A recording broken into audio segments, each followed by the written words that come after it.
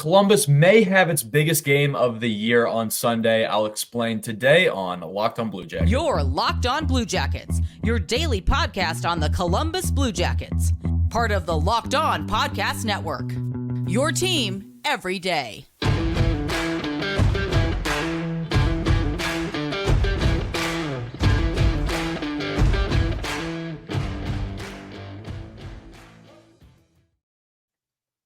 Welcome to Locked on Blue Jackets, part of the Locked on Podcast Network, your team every day. My name is Hayden Heilshorn.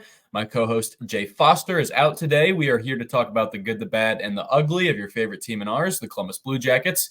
Before I get going, I want to say thank you to the everydayers for making this your first listen every day. Locked on Blue Jackets is free and available on all podcast platforms. We're free right here on YouTube. Hit subscribe if you're watching there. We're also available on the Sirius XM app. You can find us through there. Today's episode is brought to you by Gametime. Download the Gametime app, create an account, and use code LOCKEDONNHL for $20 off your first purchase. The Jackets are starting to play a little better, and it's not actually a bad time for that to be happening. Obviously, Jay and I have talked about all summer long, the Blue Jackets need to be close or in the hunt around a playoff spot by American Thanksgiving if they want to be legit contenders this year. And they're not. They're in 8th place in the Metro. American Thanksgiving is now passed. But I still think this is, if they are going to make something of this year, Sunday's game against Carolina is a good chance to really set the tone for the next week ahead, which is going to be 3 straight home games against Atlantic teams, the Bruins, who lost today to the Red Wings, the Canadians, who are definitely a beatable team for the Jackets, and the Senators, who are a dysfunctional team for the they're good. I think they're actually better than the Jackets, the way that they're playing right now. But 3 winnable games, I believe, ahead, and especially if you get hot, because the Blue Jackets are hot right now, and I'll talk about some of the things that have been working for this team lately. Because you don't beat the New Jersey Devils, who won the Metropolitan last year. No, they were second. They were second in the Metropolitan last year. The Blue Jackets actually play the defending Metropolitan champions on Sunday against the Carolina Hurricanes. So, but that's pretty crazy, actually, if you think about it. Like Columbus, who had just been struggling to get wins, right? I know the Devils are 8-9, not really having a great follow-up year from getting second place in the Metro last year, but they're still a good hockey team, and Jack Hughes is still having a great season for them. And you're playing the top 2 teams really in the division back-to-back games on a weekend where it's the holiday weekend, and it's the time when the Jackets, it was the last minute. It was just today. I was talking to one of my buddies who's a big Blue Jackets fan, and he brought up the general manager position for this team. And I hate to talk about that stuff, because when I talk about some of the things that have been working for the Jackets team, it's definitely the defense lately, these last 2 games. And it's just a small sample size, right? Because the Blue Jackets had 9 straight losses before this 2-game win streak. Before this 2-game win streak, it was just loss after loss after loss, bad defense after bad defense after bad defense. We were making excuses for guys, or at least we had to.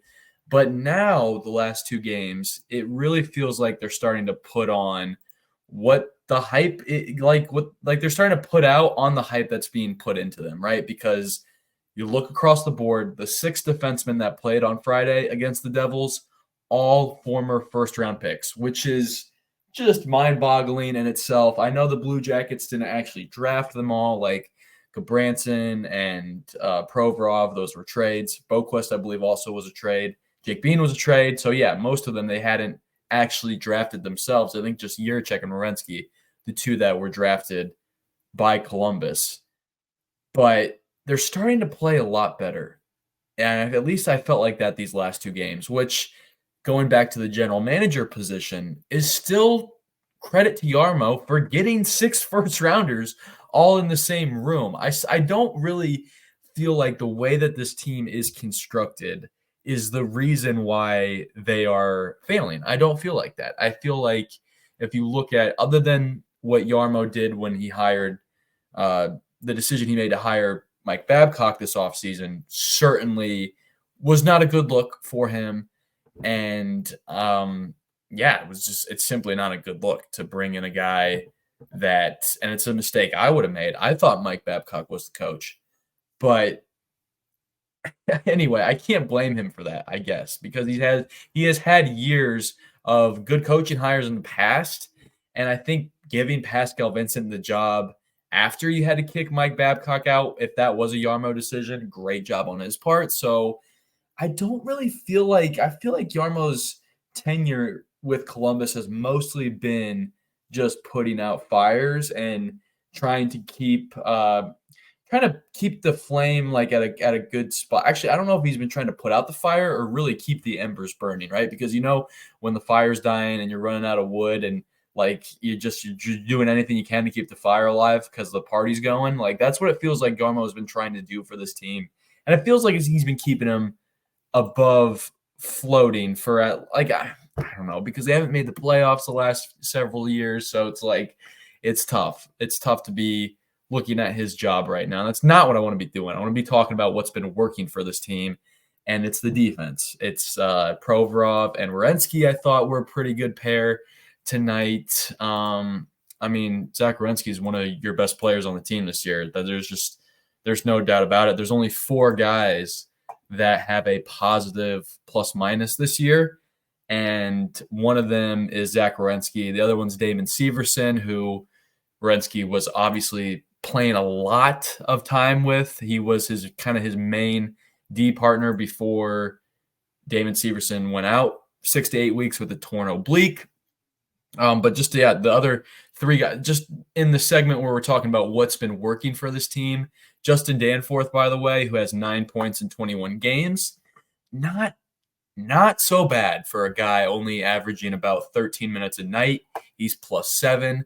That's the best plus minus on the team. Other guys in that list, like I said, Kirill Marchenko is the only other of the 4 guys. He is at +4. 4 dudes that are in positive plus minus for this team this year.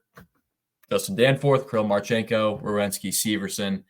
So, credit the defense, because I think Zach Werenski, having him in the lineup has been so huge for Columbus, and it seems like he's starting to string together some good games at the right time, as has Justin Danforth, who's not on the defense. Obviously, he's a forward, but that guy's been consistent for this team all year, and it's been a treat to watch, really. I hope he keeps it going. He has had good games against the Carolina Hurricanes in the past. And speaking of which, before I get all excited about maybe the Blue Jackets, winning 3 games in a row, which they have not done since 2 seasons ago, before I get all excited about that, I need to look at this team and talk about maybe some of the areas that they're still struggling in, because there's still plenty of them. I know it's hard to pick apart a 2-1 win on the road and a 7-3 win at home before that. But before that, there was a 9-game losing streak. So there's still plenty of things that are still concerning me. Maybe not necessarily from these last 2 games, but still some things that are concerning me that I will bring up next on Locked On Blue Jackets.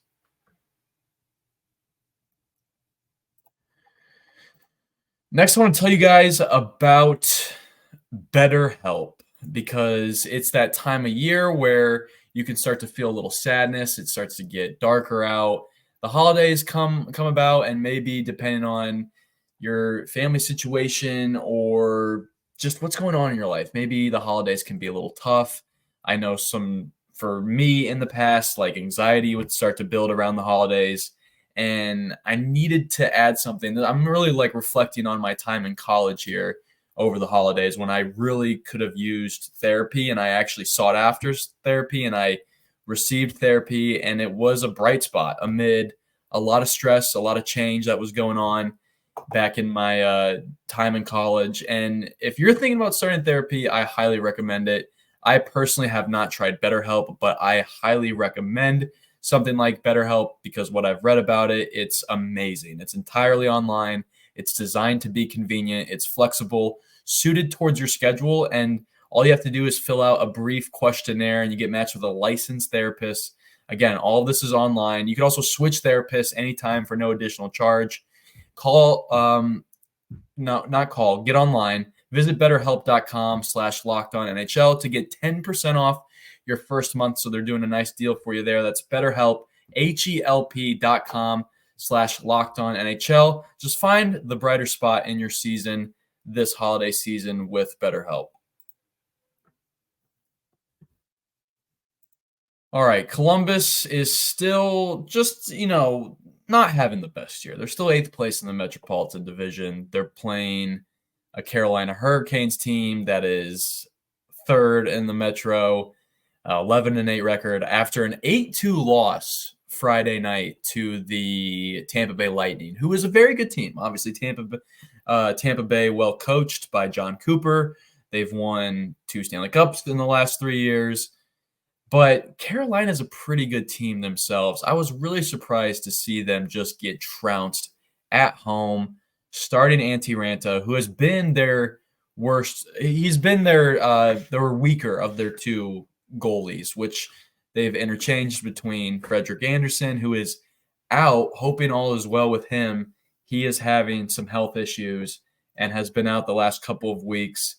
Hopefully he can recover from I don't really know I don't want to speak exactly what he is dealing with, but you can do so yourself, do the research. He is hope everything's good for him and he can get back in the lineup for them soon, because he is a very fun goaltender to watch, not only in his time with the Hurricanes recently, but also back to when he was playing with the Leafs. He was great. So hope everything's good with Freddie Andersen. Since then, though, the Hurricanes have been putting Antti Raanta, who the Blue Jackets, in 3 matchups last year against the Hurricanes, Blue Jackets were 1-2. They lost twice to Freddie Andersen and they beat Antti Raanta. So they're probably not going to see Antti Raanta. He's played the last 3 games for them. He just lost 8-2 Friday night against the Bolts.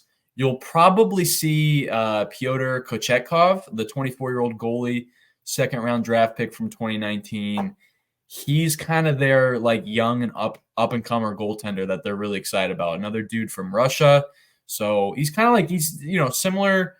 He's their Daniil Tarasov. We haven't had Daniil Tarasov in the Blue Jackets lineup for quite some time as he deals with a knee injury, still coming back from. He hasn't played 1 game this year, Daniil Tarasov, but this Pyotr Kochetkov has been getting a lot of time recently with the Hurricanes, and he's had a good season for them. He's had a very good season for them. He's been with the club the last 3 years. He actually one of his first NHL games was that 2022 Stanley Cup playoff series against the Boston Bruins when he got in a little jab fest with Brad Marchand. So that's what you might remember from Pyotr Kochetkov, who will probably be making the start tonight. Just to go over some of his stats this year, he is 1-4, has a 3.09 goals against average, has a .875 save percentage. So, but I'm not going to talk about that specifically for this segment. I want to get into why the Blue Jackets still kind of make me a little worried. I mean, just right off the bat, it's always fun to look up predictions for what are some of the team's chances at making the playoffs, and a really good website for that is moneypuck.com.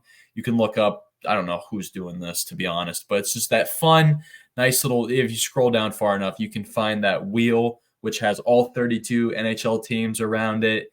And which, speaking of 32 teams, the 32nd team is the Seattle Kraken. Loved their Winter Classic jerseys. Did you guys see Vegas's Winter Classic jerseys? Those were not good looking. I hope Seattle just trounces them on New Year's Day. But anyway, this moneypuck.com gives you a chance to look at all the 32 NHL teams' chances at making the Stanley Cup playoffs this year.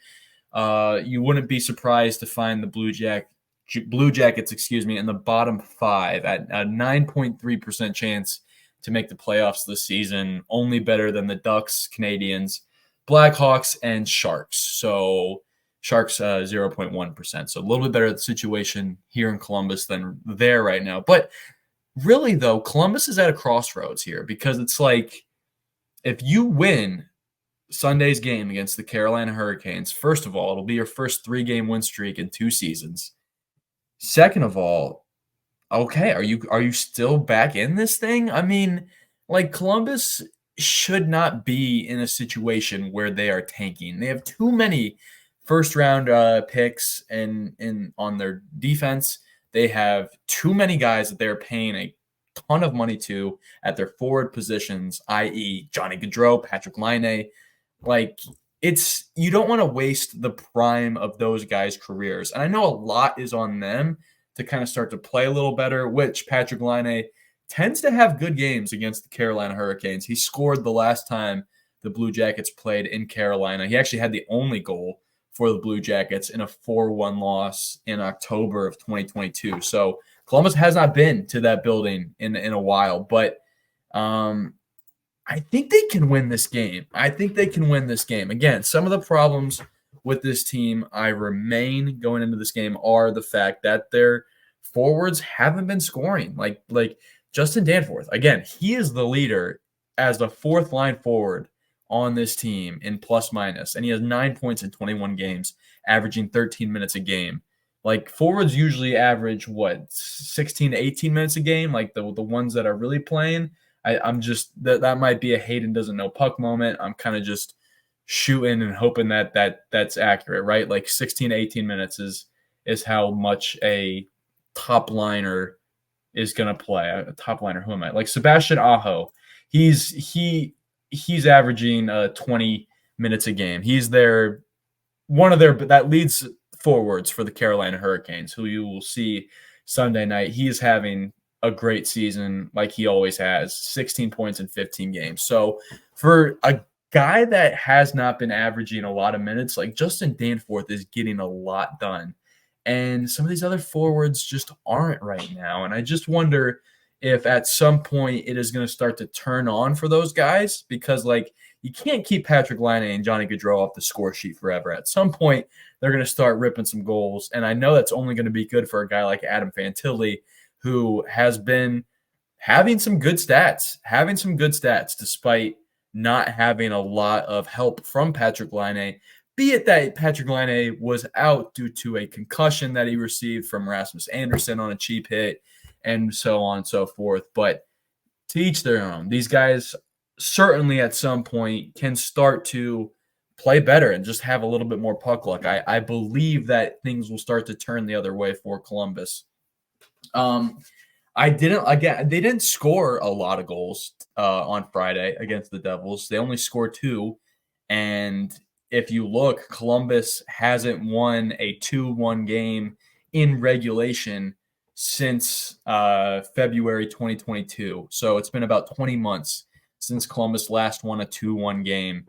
And that's not really their style, but they need to win games like that if they're going to make the playoffs. Obviously, you need to be able to go on the road and have your goalie have 40 saves, which Elvis, I see you, dog. I see you, man. You are balling out right now. And I mean, right now is in the last 2 games. He stopped 70 of his last 74 shots. So kudos to you, man. Keep it up. You have been another fun player to watch so far this year. I mean, he's had some bad games, but he's also had more games that I feel good about than games that I feel bad about for him. And that says a lot. So, all right, let's waste no more time. Why don't we just do some predictions on this game, because I have a lot of thoughts, and I think it might surprise you what I think the Jackets might be able to accomplish in this game on the road Sunday against the Carolina Hurricanes. We'll do that next on Locked On Blue Jackets. Next, I want to tell you guys about Gametime. Gametime is a wonderful place that I go to when I start to worry about where I'm going to buy my tickets for my next big event. I just cancel my worries out by just getting on Gametime. It's a fast and easy way to buy tickets for all sports, music, and comedy/theater events near you. It has killer last-minute deals, all-in prices, views from your seat, awesome views from your seat. I love that part of it, by the way, when you're scrolling through the app.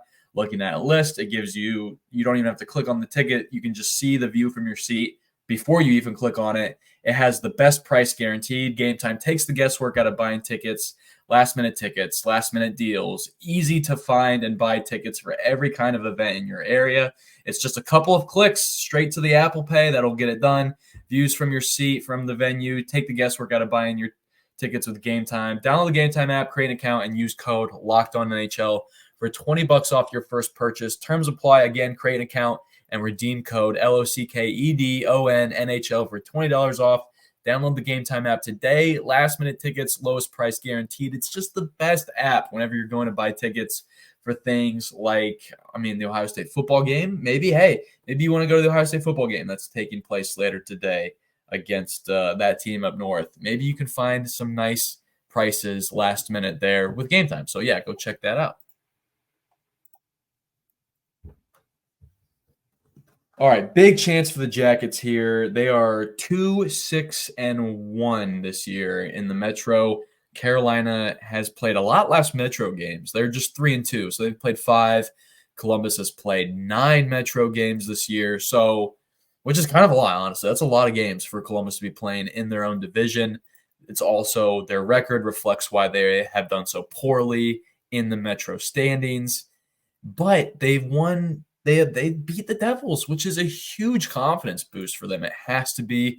Carolina just lost 8-2 in the same night. So, hey, maybe this is the time for Columbus to steal some more points on the road. They've had a lot of opponents come into their building and steal points. Why doesn't Columbus go on the road and get some wins of their own? There's nothing stopping them because they're playing well right now. Like Elvis is playing well, which has been really the lifeblood of this whole team, keeping them afloat in the playoff race, which if you can even say that, probably not. Again, 8th place in the Metro.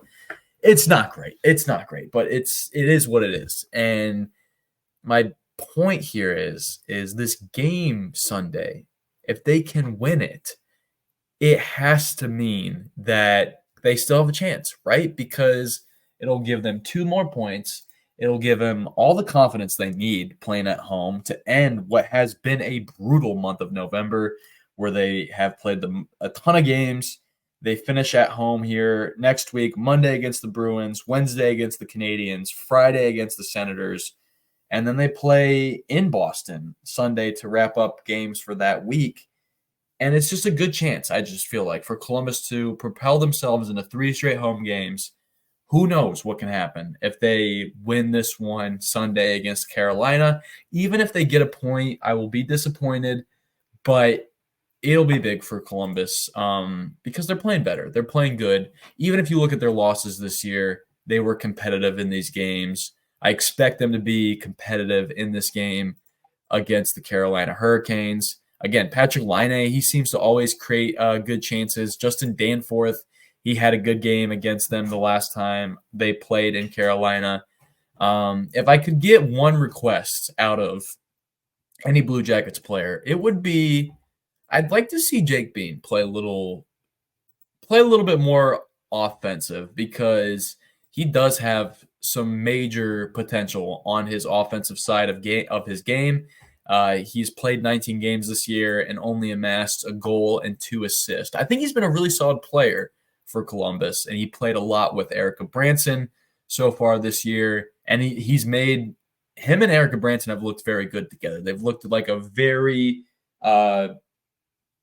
compatible 2 players, which, given their age gap, which I think Jake Bean, off the top of my head, is 24 and Erica Branson's in his 30s. So that could have been completely wrong. And actually, I'm gonna do these guys justice because they play. Jake Bean is 25 and Erica Branson, some people are just screaming right now because they already know. Erica Branson is 31. So despite the age gap, which maybe that's not that much of an age gap, actually, Erica Branson's a little bit younger than I give him credit for.